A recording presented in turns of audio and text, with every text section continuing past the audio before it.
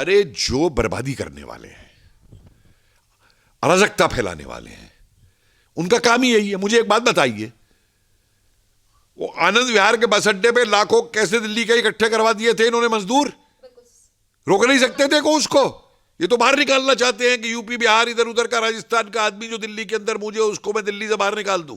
ये राजनीति इसकी केजरीवाल की। और इस बेवकूफ को ये नहीं मालूम, मैं बेवकूफ बोल रहा हूं इसको, इस बेवकूफ को ये नहीं मालूम कि सबसे पहले ये इसी को काटेंगे।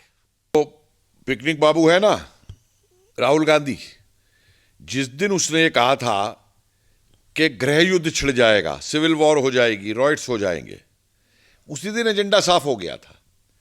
जिनपिंग भारत में क्या चाहता है? गृह युद्ध चाहता है। आईएसआई भारत में क्या चाहती है? गृह युद्ध चाहता है। और ये वहां से जिनपिंग बटन दबाता है और ये यहां पे बोलता है। तो मैंने उसी दिन इस बात को लाइटली नहीं लिया था कि ये करेंगे, क्योंकि इन्हें और कोई मुद्दे तो मिलते नहीं। और जहां तक किसानों का सवाल है, जो असली किसान है, सीपीआई क्या औकात है इनकी, मुझे बताइए। सीपीएम क्या औकात है इनकी? और किसानों की बात ये करते हैं। नंदीग्राम में इन्होंने किसानों के साथ क्या किया था? कितने किसान मारे थे, किसानों की जमीन इन्होंने खोज के इंडस्ट्रियलिस्ट को भेजी थी। तब इनका किसान प्रेम कहां चला गया था? तब इन्हें किसान की याद नहीं आई थी? स्टालिन ने लाखों किसान मारे थे रूस के अंदर। किसानों के कंधे पर बंदूक रख के जिस तरीके से किसानों के आंदोलन का नाम लेकर जो शाहीन बाग बनाने की कोशिश की जा रही है, जैसे उस टाइम पे भी दिल्ली को आग में झोंकने की कोशिश की, और अब बार बार पे ये कहा जाता है कि कभी कहा जाता है कि 5 तारीख को भारत बंद, कभी कहा जाता है कि 8 तारीख को भारत बंद। एक तरफ अपने हक की बात करने वाले लोग दूसरे लोगों को क्यों इस तरीके से प्रताड़ना दे रहे हैं? क्यों दूसरों लोगों की लाइफ नहीं है, जिंदगी नहीं है, जो भारत बंद इस तरीके से एजेंडे चलाए जा रहे हैं? देखिए, साजिश समझ लीजिए। वो पिकनिक बाबू है ना राहुल गांधी, जिस दिन उसने ये कहा था कि गृह युद्ध छिड़ जाएगा, सिविल वॉर हो जाएगी, रॉयट्स हो जाएंगे, उसी दिन एजेंडा साफ हो गया था। जिनपिंग भारत में क्या चाहता है? गृह युद्ध चाहता है। आईएसआई भारत में क्या चाहती है? गृह युद्ध चाहता है। और ये वहां से जिनपिंग बटन दबाता है और ये यहां पे बोलता है। तो मैंने उसी दिन इस बात को लाइटली नहीं लिया था कि ये करेंगे, क्योंकि इन्हें और कोई मुद्दे तो मिलते नहीं। और जहां तक किसानों का सवाल है, जो असली किसान है, और अगर इन्होंने किसान का भला किया होता तो आज किसान सड़क पे नहीं होता। अपने काल में इन्होंने क्यों नहीं किया? और जो अपने काल में करना चाहते थे, अब जब वो हो रहा है, जो खुद इनके मैनिफेस्टो में लिखे हुए हैं, तो अब उसके ऊपर ये भड़का रहे हैं। अरे इनके अंदर कोई नैतिकता नहीं रह गई है, कोई शर्म नहीं रह गई है। ये पागल हो गए हैं। जैसे वो छोटे छोटे राजा होते थे ना इतिहास में, कि जो अपना समझते थे कि हमारा वर्चस्व बन जाएगा और आक्रामकता के साथ मिल जाते थे जाकर के, वही ये लोग कर रहे हैं। सीपीआई क्या औकात है इनकी, मुझे बताइए। सीपीएम क्या औकात है इनकी? और किसानों की बात ये करते हैं। नंदीग्राम में इन्होंने किसानों के साथ क्या किया था? कितने किसान मारे थे, किसानों की जमीन इन्होंने खोज के इंडस्ट्रियलिस्ट को भेजी थी। तब इनका किसान प्रेम कहां चला गया था? तब इन्हें किसान की याद नहीं आई थी? स्टालिन ने लाखों किसान मारे थे रूस के अंदर। मार्क्स जो है, मालूम है क्या बोलता है किसानों को? सैक ऑफ पोटैटोज, कि ये तो सिर्फ आलू की बोरी है। और जो ये हमेशा आज तक बात करते थे सरवारा की, किसान मजदूर की, आज ये उस धनी किसान का साथ दे रहे हैं जो उस कृषि मजदूर का हमेशा शोषण करता था। यह है इनका सीपीएम का चरित्र पूरा का पूरा। आइए टीएमसी के ऊपर, क्यों ममता चिल्ला रही है किसानों को लेके? कितने लोगों को ये देश में मालूम है कि बंगाल के 3 जिले ऐसे हैं जहां पे आलू की सबसे ज्यादा खेती होती है? बर्दवान, हुबली, मुर्शिदाबाद। और यहां के जितने कोल्ड स्टोरेज हैं, 100 कोल्ड स्टोरेज, वो सारे इसके मेंबरों के हाथ में है, टीएमसी के, ममता के। गरीब किसान तो कोल्ड स्टोरेज तक पहुंच नहीं पाता, मंडी तक नहीं पहुंच पाता। धमका करके ये लोग उसकी फसल जो है 1 रुपए किलो, 2 रुपए किलो के ऊपर लेते हैं। एक चंद्रमुखी आलू होता है बहुत बढ़िया बंगाल के अंदर, 2 रुपए किलो पे ये खरीदते हैं और 50 रुपए किलो के अंदर कलकत्ता के अंदर बेचते हैं। और उसके अलावा क्या करते हैं? गरीब किसान से और ये सब खरीद के 2-2 रुपए पे और सारा बांग्लादेश स्मगल करते हैं। और इस स्मगल में पूरा राजनीतिक संरक्षण ममता इनको देती है, बांग्लादेश में भारतीय फसलों को वहां पे स्मगल करने के लिए। सर यही बात है कि किसानों के कंधे पर बंदूक रख के वही पार्टियां आज राजनीतिकरण करने की कोशिश कर रही हैं इन सारी चीजों का, जो कभी किसानों के लिए नहीं सोचती हैं। अगर इसमें आम आदमी पार्टी की बात करें, टीएमसी की बात करें या कांग्रेस की बात करें, तो कल का तो जो हमारे सीएम है अरविंद केजरीवाल, वो भी ये कहते हैं कि दिल्ली बंद होनी चाहिए। मैं किसानों का संपूर्ण वो समर्थन करता हूं। तो यहाँ पे दिल्ली बंद करने के लिए क्या एजेंडा दिखाई दे रहा है आप लोगों को? दो बातें बताऊं इन केजरीवाल साहब की, इनकी नौटंकी का कोई जवाब नहीं है। मैं तो इन्हें नौटंका बोलता हूं पहले दिन से। मुझे एक बात बताइए, 23 नवंबर को इन्होंने इसी बिल को नोटिफाई किया दिल्ली के अंदर, वो अधिघोषणा निकाली दिल्ली के अंदर, तब इनका किसान प्रेम कहां चला गया था? तब इनकी, अभी उस दिन जाके बोल रहे थे कि मेरी आत्मा ने मुझे वो दिया है। अरे भाई, तब तुम्हारी आत्मा तुम्हें छोड़ करके चली गई थी कहीं घूमने पिकनिक पे, जैसे राहुल पिकनिक बाबा जाते हैं, तब तुम्हारी आत्मा पिकनिक पे चली गई थी। और झूठ बोलना कि हमसे 10-10 हजार, वो 10 स्टेडियम मांगे, ये मांगे, वो मांगे, अपना रोटी सेकने पहुंच गया है। और हमेशा रोटी सेकने पहुंचता है ये। और वही अकालियों से जिनसे लड़ता है पंजाब के अंदर, उन्हीं के साथ खड़ा हो गया है।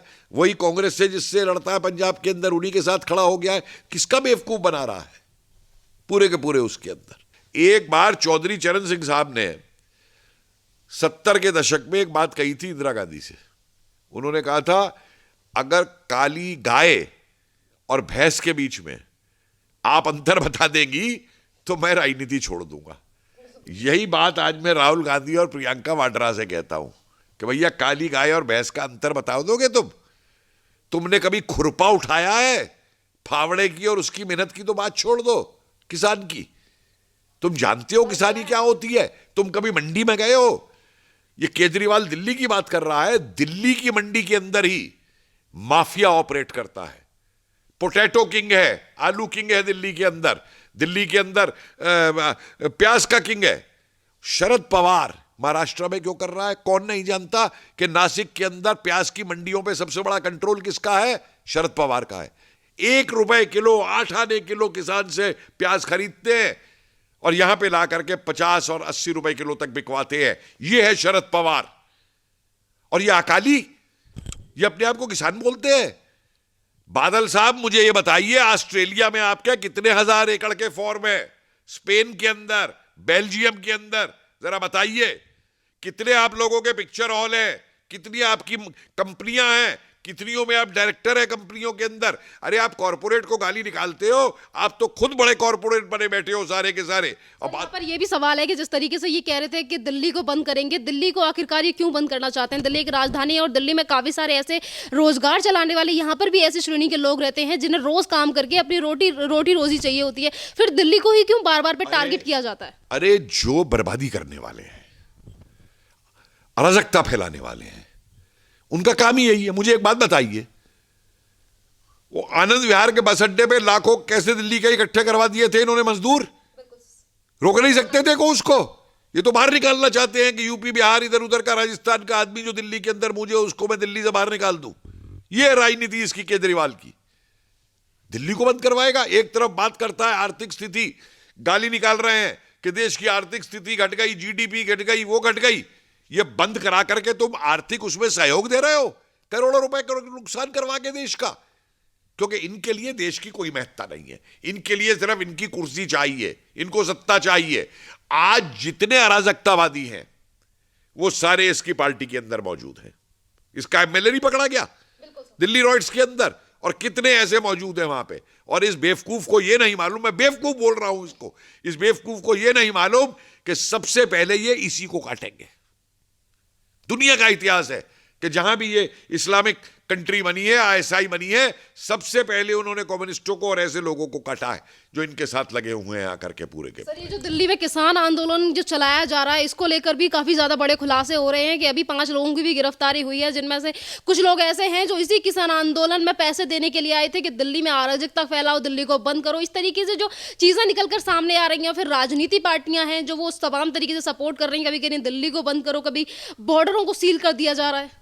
देखिए, अगर मैं इस देश का होम मिनिस्टर होता तो पहले दिन ये जो जत्थे आए थे ना पंजाब से, और उनमें वो जो जत्था था एक जिसमें वो भिंद्रावाले की फोटो लगी हुई थी और खालिस्तान के नारे लगे हुए थे, मैं हेलीकॉप्टर से कमांडो भेजता और उस पूरे जत्थे को उठवा लेता गिरफ्तार करवा करके।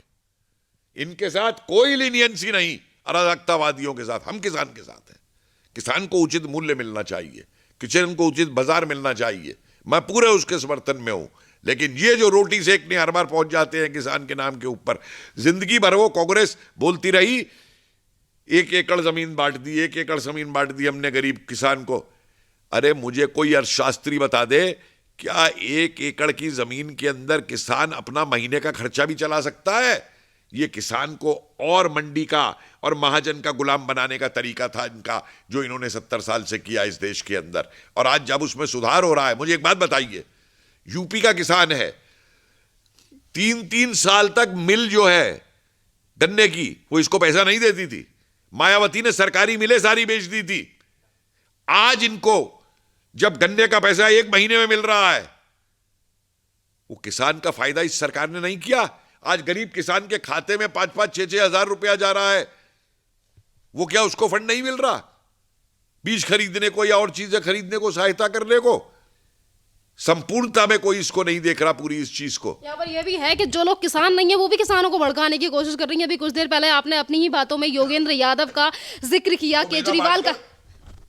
मेधा पाटकर कूद जाएगी, वो भी तो पता नहीं कहां है, वो अरुंधति रॉय चिल्लाएगी, और राणा अयूब वारफा वायर वाली, और वो कनाडा का प्राइम मिनिस्टर चिल्ला रहा है। अरे कैनेडिया वालों, चिंता मत करो, साल भर की बात है, तुम्हारा कनाडा बंद हो जाएगा, तुम्हारे कनाडा के ऊपर इस्लामी कब्जा कर लेंगे, लेकिन दिल्ली बंद नहीं होगी, भारत बंद नहीं होगा। 70 साल तक इन्होंने भारत के भविष्य को बंद करके रखा था। आज भारत जागा है, जागेगा, आगे बढ़ता रहेगा, और जितने ये बंद बंद चिल्लाने वाले हैं, ये सारे बंद होंगे।